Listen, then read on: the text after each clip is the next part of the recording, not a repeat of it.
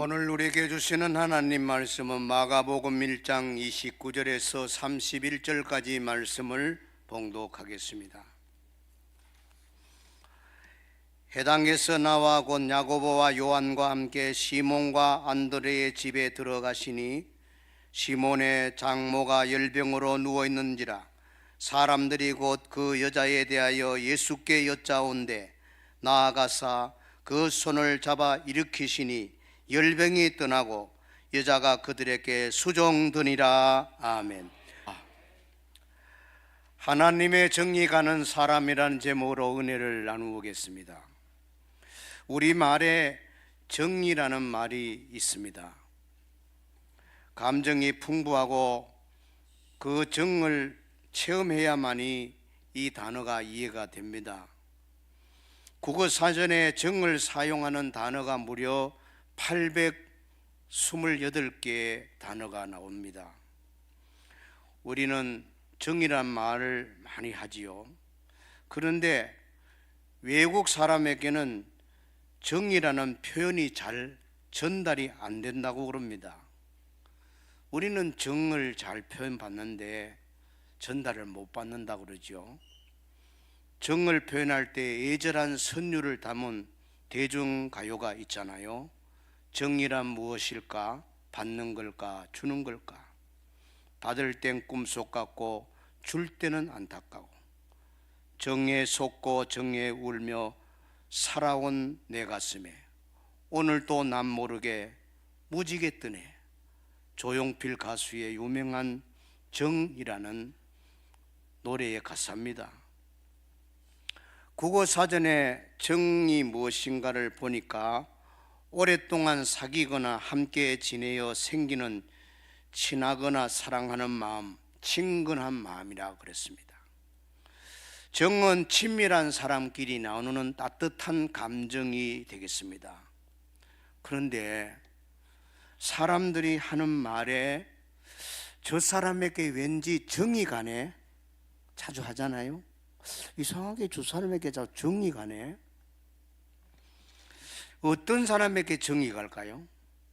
제가 설교 준비하면서 제 중심으로 주관적으로 정이 가는 사람이 한 10가지가 될 것 같아요.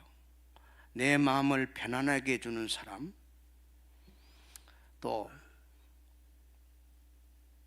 신뢰가 되는 사람, 나를 지지하고 늘 잘 되기를 바라는 사람, 내 말에 귀담아 경청해 듣는 사람, 위로해 주는 사람, 내가 아플 때 그 아픔을 공감해 주고 같이 울어주는 사람, 묵묵히 보면서 칭찬해 주는 사람, 따뜻한 미소를 늘 잃지 않는 사람, 그 사람 만나면 뭔가 지혜를 얻는 사람, 생각하면 고마워서 눈물이 나는 사람, 이런 사람들이 정이 간다, 그렇게 표현합니다. 그러면 중요한 것은 하나님께서도 정이 가는 사람이 있을까요? 있다고 봅니다.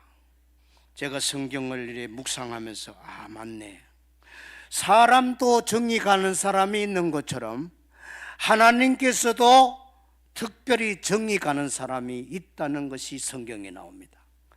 대표적으로 믿음의 조상 아브라함을 두고 하나님은 분명히 이 사람은 내 친구다라고 야고보서 2장에 나옵니다. 위대한 영도자 모세를 두고는 여호와께서는 모세와는 친구처럼 얼굴을 맞대어서 말씀을 나누었다.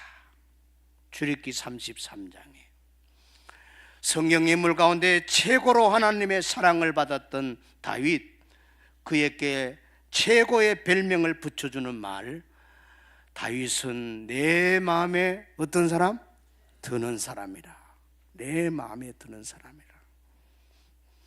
하나님께서도 분명히 정이 가는 사람이 있다는 걸 말씀하고 있습니다. 그러면 우리도 하나님께 정이 가는 사람으로 되기 위해서 오늘 말씀을 듣고 깨달음을 얻고자 합니다. 본문 말씀으로 들어가면 예수님은 안식일을 맞이하여서 가버나움의 한 회당에 들어갔었습니다. 사람들에게 사랑을 담아서 놀라운 말씀을 전해주고 사람마다 친절하게 대해주고 그들에게 따뜻한 능력을 공급해 줍니다. 해당 예배를 마친 후에 이렇게 정오 시간이 되어서 주님이 식사하는 시간이 됐고 휴식이 필요한 시간이 되었는데 마침 초청을 받았는데 베드로와 안드레 집에 들어가게 됐어요. 베드로는 이미 결혼을 했고 장모를 모시고 함께 사는 집이었습니다. 예수님이 여러 제자와 함께 베드로 집에 들어갑니다. 그런데 누군가가 한 사람이 예수님께 일러줍니다. 주님, 저 안방에 베드로의 장모께서 병져 누워 있네요. 이렇게 줍니다. 예수님이 그 말씀을 듣고 능력을 베푸십니다. 예수님이 어떤 마음으로 병을 고쳤었는지, 어떤 태도를 그 여인이 가졌는지를 보면은 병 하나 고치는 것도 예수님이 정이 가는 사람에게 끌렸다는 게 나옵니다. 함께 은혜 받기를 바랍니다. 첫째는 예수님이 병든 자에게 나아갔습니다. 먼저 베드로 장모가 열병으로 누워있다는 말을 한 사람이 예수님께 일러주었습니다. 본문 30절 31절입니다. 시몬의 장모가 열병으로 누워있는지라 사람들이 곧 그 여자에 대하여 예수께 여짜온데 나아가사. 여짜온데, 병들어 누워있다고 여짜온데 예수님께 아랬다는 거예요. 여러분, 기적의 시작은 먼저 그 문제를 예수님께 알려야 됩니다. 알려야 됩니다. 가나 혼인집에도 큰 걱정이 생겼잖아요. 그 사실을 맨 먼저 알고 마리아가 예수님께, 우리 친척인데 이 결혼식 집에 지금 중간밖에 안 했는데 포도주가 떨어졌다네, 그 이야기를 예수님께 알렸을 때 기적을 베푸십니다. 백부장도 예수님께 간청하면서 주여, 제 종이 중풍병으로 집에 누워서 몹시 괴로워하나이다. 오셔서 제 종을 좀 고쳐주세요. 아랬을 때 예수님이 듣고 움직이고 있는 거예요. 먼저 아래야 됩니다. 간청해야 됩니다. 기도하는 마음을 가져야 됩니다. 본문에서 베드로 장모가 열병으로 누워있다고 누군가 한 사람이 예수님께 말씀드렸을 때 예수님은 행동하기 시작하는 거예요. 31절에 나아가사, 예수께서 그 여자에게 다가가셔서, 이 말입니다. 누가복음 4장은 더 자세하게 예수께서 가까이 가서 여자를 굽어 보시며 가까이 가신다는. 그렇다면 여러분, 기적의 시작은 그 문제를 알아야 되고, 그리고 예수님이 가까이 갈 때부터 시작되는 거예요. 가까이 가는데 큰 은혜가 있을 줄로 믿습니다. 여러분, 어떤 문제를 갖고 계십니까? 그 문제를 해결해 달라고 주님께 부탁을 드리십니까? 주님께 도움을 요청하십니까? 여러분, 지금 고민이 뭡니까? 병으로 힘들어 하십니까? 경제적 위기에 처했습니까? 직장을 바꿔야 됩니까? 남에게 말 못할 무거운 짐이 있습니까? 그렇다면 그 문제를 가지고 주님께 아뢰봤습니까? 주님께 도움을 요청해 봤습니까? 주님, 제 이 문제를 해결해 달라고 기도해 보셨냐 말이죠. 여러분, 본문 30절 보세요.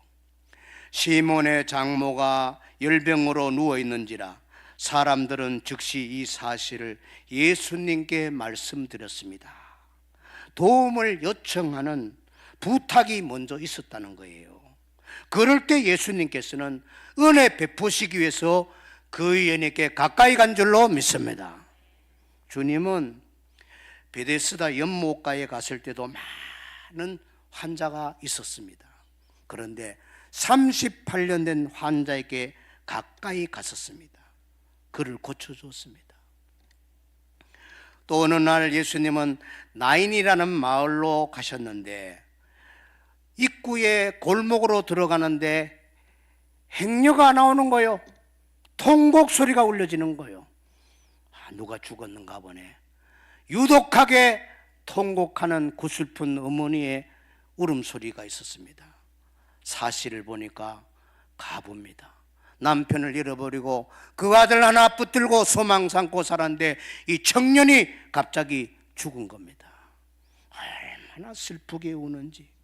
예수님이 그때도 가까이 가서 그 어머니에게 울지 말라고, 그리고 또 가까이 간에 누워있는 그 시체에다가 손을 대시고 청년아 내가 네게 말하노니 일어나라, 일어나라.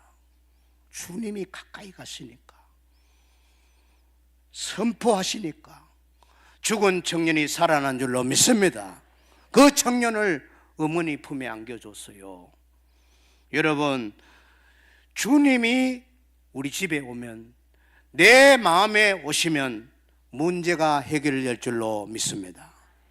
진짜로 예수님께 부탁하면, 주님이 그 문제를 아시면, 주님께 도움을 요청하면, 주님이 가까이 가면 모든 문제가 해결됩니다. 여러분 믿으십니까? 여러분, 산다는 것은 다 문제가 있는 거예요. 문제 없는 사람이 없습니다. 다 걱정이 있고 다 바람이 있어요. 다 소원이 있어요. 긴급한 것도 있어요.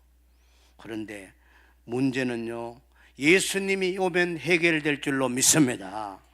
예수님께 여러분 아뢰세요. 그리고 주님이 가까이 오시도록 기도하고 사모하고 인격적으로 예수님을 존경하시기를 바랍니다. 그래 가까이 오는 거예요. 두 번째는 예수님이 터치하시는 은혜를 주십니다. 주님이 가까이 오시면 반드시 어떤 기적이 일어나십니까? 그것은 예수님의 사랑을 체험하게 됩니다. 사실 병 고침 받는 것보다가 주님의 사랑을 체험한 게 더 귀한 거 아닙니까? 그게 더 근본 아닙니까? 주님이 날 만나 주셨다, 주님이 나를 사랑해 주셨다, 그게 더 귀한 거 아닙니까? 주님의 사랑을 체험할 때부터 다 문제가 다 해결되는 겁니다. 오늘 본문에서 예수님이 시몬의 장모가 지금 누워있는 상황에서 주님께서 어떻게 보십니까? 어떻게 다가가십니까? 30절에 그 손을 잡아 일으키시니 열병이 떠나고, 다른 번역서에 보면 다가가셔서 손을 잡고 일으켰습니다. 그의 손을 만지시더라.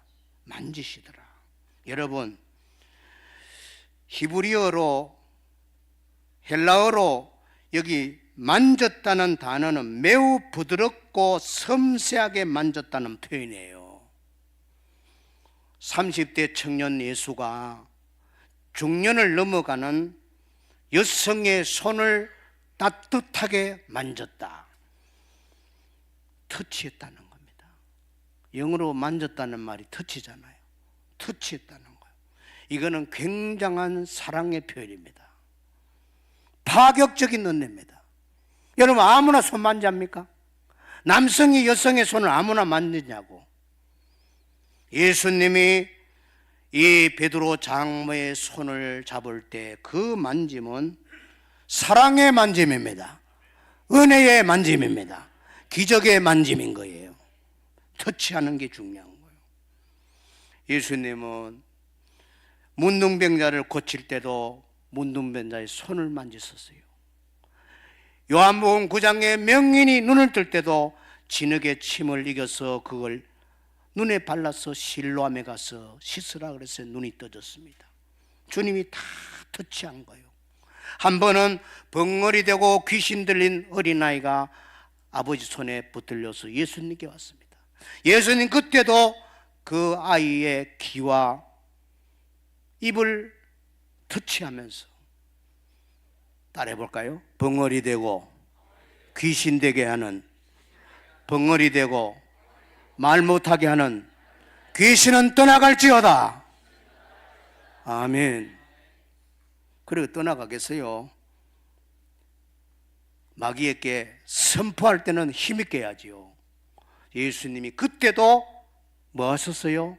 터치하셨어요. 손으로 귀에다가 입에다가 대면서 말하고 귀 듣는 열리는 자가 되라고 터치하는 거. 예수님은 정리 가는 사람에게 터치합니다. 오늘 예배드리는 여러분, 예수님이 터치하는 정리 가는 사람 되기를 바랍니다.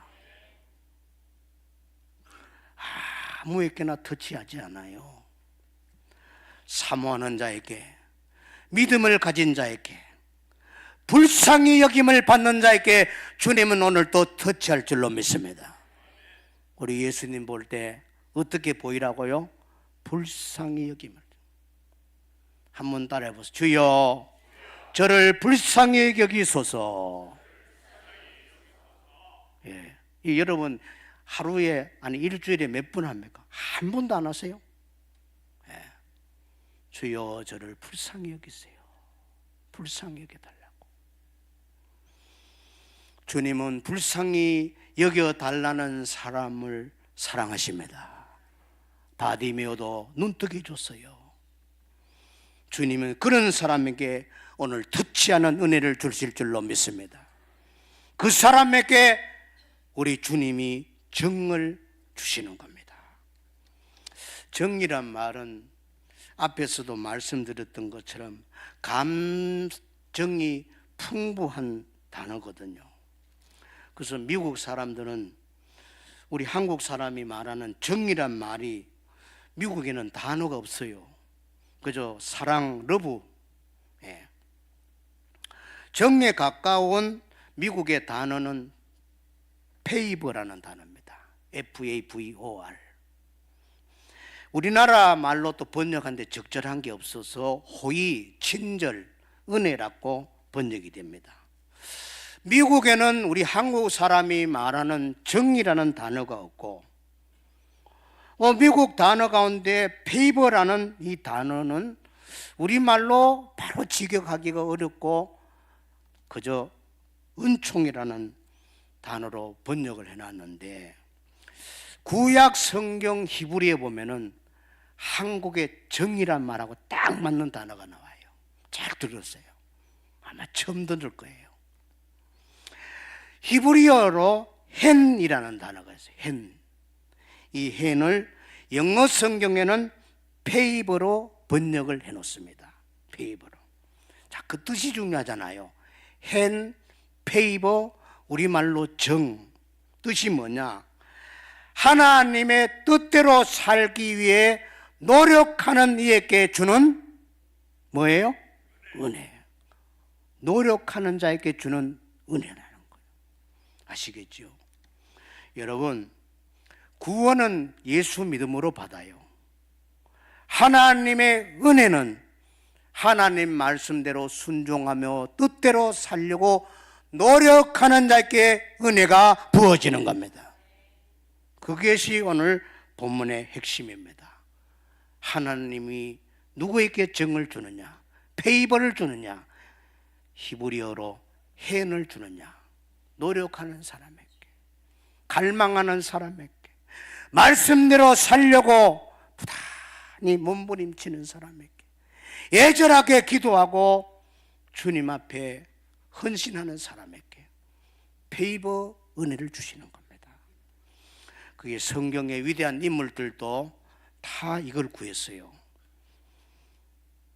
아브라함이나 욥도 기도할 때 하나님 저에게 헨 페이버 은혜를 달라 그랬어요. 모세 기도에도 결정적인 순간에 바로에게 가라 그럴 때 얼마나 어렵습니까? 가면 죽는데. 그런데도 모세는 자기 생각을 꺾고 하나님 말씀을 받아들이고 순종하고 헌신하며 나아갈 때 기도하는 게 나옵니다. 그때 출애굽기 33장에 내가 참으로 주의 목전에 은총을 입어 싸우면 원하건대 나로 주의 목전에 뭘 입게 해달라고? 은총을 입게. 은총, 여기 헨이에요. 히브리어 헨이에요. 영어로 뭐예요? 페이버. 한국어로 정이라는 단어. 자, 정리해 보세요. 따라해 보세요. 헨, 페이버, 정. 같은 의미가 여기 나오는 거예요. 하나님께 은총을 달라고 할 때, 페이버를 달라고 할 때 모세가 이렇게 기도했어요. 이렇게 순종하고 바라고 기도하는 자에게 하나님은 정이 갑니다. 아멘 합시다. 하나님이 그런 사람에게 정이 간다고. 정이 간단 말이에요. 그러면 어떤 사람이 하나님 보시기에 페이버의 은총을 입을 수 있을까요? 하나님 눈에 좋게 보이는 사람이 돼야 돼요. 하나님 눈에 좋게 보이는 사람. 여러분, 사장 눈에 직원이 좋게 보이면 종기하게 쓰임 받을까 안 받을까? 말할 것 없지. 좋게 보여야 돼. 여러분, 하나님 눈에 좋게 보이는 우리 서부제일교회 성도님 되기를 바랍니다. 좋게 보이는. 예배드리러 올 때나 설교 들을 때나 말씀대로 한번 살려고 노력할 때나 순간순간마다 하나님이 좋게 보이는 사람으로 살아가기를 바랍니다. 그렇게 한번 결심해 보면 안 좋을까요? 이제부터 내가 페이버 은혜를 받아야 되겠다. 하나님이 정리 가는 사람 되어야 되겠다. 하나님 눈에 좋게 보이는 사람으로 내가 살아봐야 되겠다. 그렇게 보세요. 하나님의 정을 받는 것은요, 모든 사람에게 주어지는 게 아닙니다. 예수님도 보세요. 베드로 장로님이 안방에 누워 있다고 합니다 할 때 뭐든지 할 수 있었잖아. 주님이라고 100% 다 합니까? 그만 기계입니까? 기계?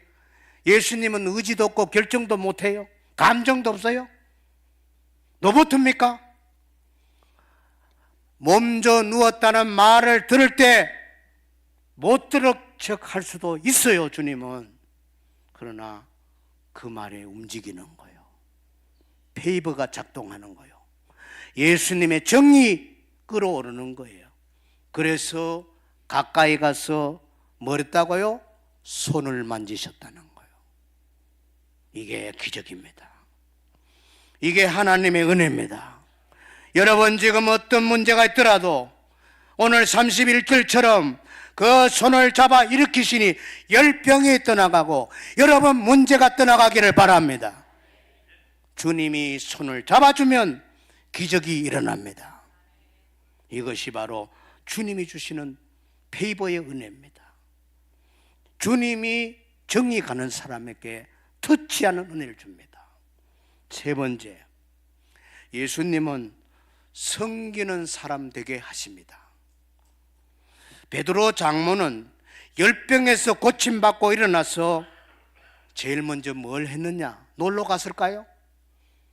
마을에 아주머니 만나러 가지고 이야기하러 갔겠습니까? 뭘 했겠느냐고요. 열병에서 죽을 병에서 살아나서 건강 얻어서 제일 먼저 뭘 했느냐 말이죠. 31절에 그 여자가 그들에게 수종들더라, 봉사하더라, 섬기더라, 그 말이잖아요. 예수님하고 제자들이 지금 점심시간이 되어가지고 지나가는데 내 병 고치려고 지금 점심때가 지금 지나가고 있는 그런 순간에 여인은 서둘러서 너무나 건강이 회복된 거 감사 감격해서 제가 주님을 섬기겠습니다 하고 부엌에 가서 음식을 빨리 준비해서 주님과 제자들 여러 사람들을 대접했다는 거예요. 대접. 여러분, 저는 이 베드로 장모께서 그날만 아니라 그 이후에도 늘 주님을 섬기는 여성으로 사는 줄로 믿습니다. 그랬을 거예요. 분명히 죽었다가 살아났는데, 은혜를 체험했는데 어떻게 감사 감격이 없었겠습니까? 바로 주님께서 정리 간 이유가, 이 여인은 병 고침 받은 이후에 다른 인생을 살아갈 거다. 아시겠어요? 한번 따라해 보세요. 병 고친 다음에 다른 인생을 살 것이다. 섬기는 인생이 될 것이다. 그걸 본 겁니다. 주님은 그걸 본 겁니다. 병 고쳐놨을 때 술집이나 들락날하면 무슨 의미가 있습니까? 빨리 가는 게 나았지. 다른 사람 괴롭히고 온 이웃들 고통스럽게 하는다면은 병 들었을 때 가는 게 나았지. 주님은 손을 잡아 일으키시니 열병이 떠나가게 한 이유가 바로 섬기는 삶을 사는 것을 주님이 아셨고 기대하셨고 기회를 또 주시는 겁니다. 여러분 건강하잖아요. 오늘도 두 다리로 걸어왔잖아요. 주님이 여러분과 함께하는 줄로 믿습니다. 기대하고 계시니까 다른 사람을 섬기고 좋은 일 선한 일 하며 살라고 남다른 우리에게 건강의 은총과 가정의 복을 준 줄로 믿습니다. 일터도 주셨잖아요. 그것이 우리가 하나님께 받는 사랑의 핵심입니다. 어떤 사람에게 하나님 보시기에 페이버가 있는 사람일까요? 첫째는 앞에서 말씀드렸잖아요. 하나님 눈에 좋게 보이는 사람이고요. 두 번째가 또 중요해요. 이웃을 돕기 위해서 철저히 자기 희생을 하는 사람이에요. 이웃을 위해서 희생하기로 결단하는 사람에게 하나님은 페이버의 은총을 주실 줄로 여러분 믿으시기를 바랍니다. 믿으시기를 바랍니다. 그런 사람에게 하나님께서 정을 주시는구나. 이걸 몰랐구나. 내가 예수를 평생 믿는 이걸 몰랐구나. 내가 희생하고 이웃을 위해서 섬기면 하나님이 내게 정을 주시는구나. 페이버의 은총을 주시는가. 이걸 모르고 이기적으로 살았구나. 이게 문제인 거예요. 2023년 아직 2년이 덜 됐지요. 6월 18일 날 우리나라의 훌륭한 의사가 세상을 떠나서 국민들을 크게 슬프게 했습니다. 이분은 우리나라 최고의 심장혈관의 분야의 권위자고 대동맥 수술 성공률을 97.8%로 끌어올린 명의 중의 명의입니다. 5,000명을 이 사람 손에 거쳐가서 치료를 받게 했습니다. 그 의사에게 붙여준 별명은 대체 불가한 의사, 헌신적인 명의, 살아있는 신, 진짜 의사, 환자를 위해 살기로 작정한 사람, 예수를 닮은 사람, 아름다운 사람, 그분이 바로 주석중 교수입니다. 연세대 의대를 졸업하고 세브란스에서 흉부외과 전공의를 마치고 아산서울병원으로 옮겨서 25년간 수술만 집도하는 외과 의사로, 흉부외과 의사로 5,000명이 이 사람 손을 거쳐서 죽어가는 사람 많이 살렸습니다. 사고 나는 그날도 새벽 3시까지 수술을 마치고 병원에 자주 가까이 오기 위해서 10분 거리 아파트에 집에 가서 쪽잠을 자고 오후 1시에 일어나서 수술 시간이 잡혔기 때문에 자전거를 타고 급히 병원을 가다가 우회전해서 달려오는 덤프트럭에 치여서 그 자리에 목숨을 잃습니다. 그의 나이 그때 60세입니다. 그분의 장례식에는 시민들과 5,000명 치료받은 사람들이 모여가 울음바다를 이루었습니다. 그리고 주석중 교수를 흠모하면서 1년간을 보내면서 그의 아내와 세 아들과 선배, 후배 의사들과 치료받은 많은 분들이 주석중 교수를 연모하면서 책으로 나온 책이 의사 주석중이라는 책이 나왔습니다. 저는 작년에 8월에 이 책을 중간쯤 읽다가 설교를 준비하면서 금주에 책을 다 읽었는데 저희 아내도 알았겠습니다. 제가 책을 많이 읽는데 이 책을 다 끝날 때는 눈물이 많이 났습니다. 제 서재실에서 많이 눈물 흘리는 그런 감정이 밀려왔어요. 야, 어떻게 이렇게 살 수 있을까? 주성중 교수는 가족들과 한번 휴가를 가면 비상벨이 떨립니다. 지금 응급실에 대동맥이 터져가지고 교수님이 안 오면 이게 못 살아날 사람입니다 하면 가족을 다 강릉에 속초에 두고 자기 혼자 병원에 달려와서 수술하고 갑니다. 그런 의사 잘 있습니까? 아니, 휴가 주라면 끝이지. 휴가 내서 왔는데 내가 못 간다 그러면 끝이지. 가족들 다 두고 병원으로 달려가는 분이 주석중 교수입니다. 그는 수술할 때도 기도합니다. 항상 저는 주님의 손이고 예수님이 다 수술실에서 집도하시고 고쳐달라고 기도합니다. 수술 마친 이후에도 환자 한 사람 한 사람에서 기도합니다. 대단한 분입니다. 한 번은 또 길 가다가 노숙자를 만났는데 그를 손붙잡고 가까운 식당에 가서 뭘 좋아하는지 음식을 시켜주고 계산해주고 소리 없이 돌아서는 일도 여러 번 있었답니다. 그날의 일기를 적었는데 사랑의 예수님, 제가 나눔으로 주께서 저에게 더 많은 것을 부어주실 것을 알기에 나의 온 존재를 하나님 뜻에 맡깁니다. 환자를 위한 기도도 주님, 이 환자들이 건강을 회복하도록 도와주시고 고통을 받지 않게 해 주십시오. 아버지는 금융계에 공무원으로 계시다가 일찍 해외로 많이 출장하면서 다녔는데 주석중은 태어나고 삼형제 중에 막내로 태어나지고 출생한 지 9개월 만에 비행기를 타고 외국으로 다니기 시작해서 중고등학교 시절은 외국에서 공부를 했죠. 그런데 어머니가 이제 치매가 와가지고 병원에 누워 있는데 어머니를 어떻게 전도해야지 하면서 어머니에게 쓴 전도 편지가 있더라고. 여러분 책을 꼭 한번 가서 읽어보면은 여러분 아직도 아버지 어머니 살아 계신 분은 주 교수님이 얼마나 영혼을 사랑하면서 어머니 예수 믿으라고 글을 썼는지 한번 읽어보면 그대로 적어가지고 편지 보내도 될 것 같아요. 안 믿는 남편에게도 편지 써가 한번 보내봐요.